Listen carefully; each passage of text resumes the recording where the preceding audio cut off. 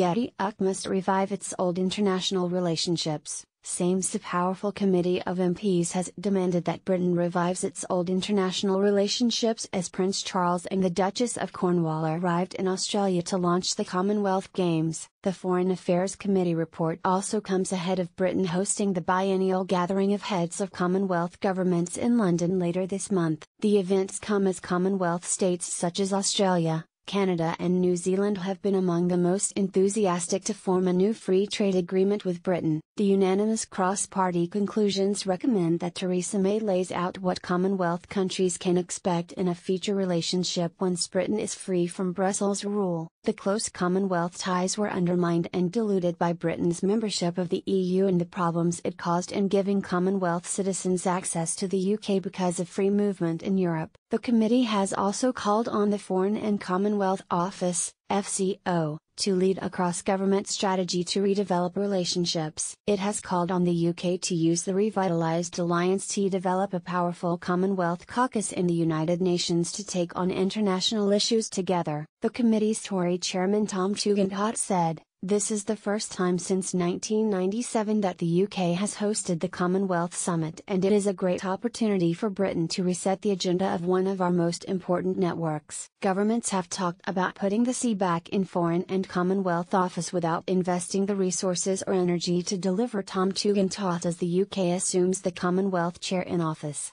we will be in a unique position of leadership and influence within the organisation. If the FCO is to make a success of its Global Britain strategy, it has to show leadership. Nowhere is this more important than within the Commonwealth. The UK helped to shape this organisation, but it has neglected it in recent years.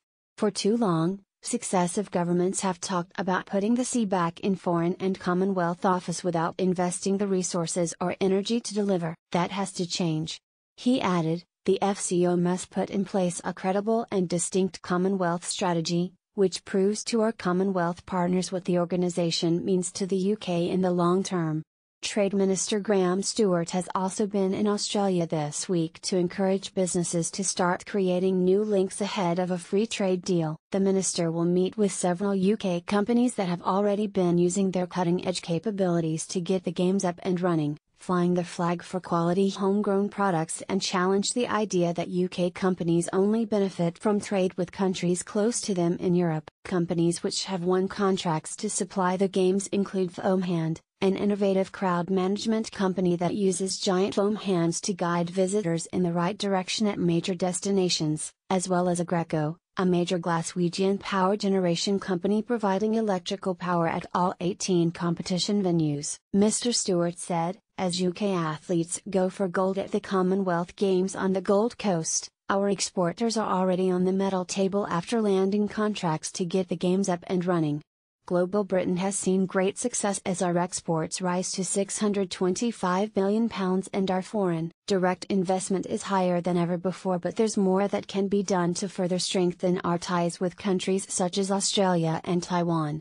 As an international economic department, we are supporting these efforts through tailored trade support in our Exporting and Invest in Great Britain campaigns.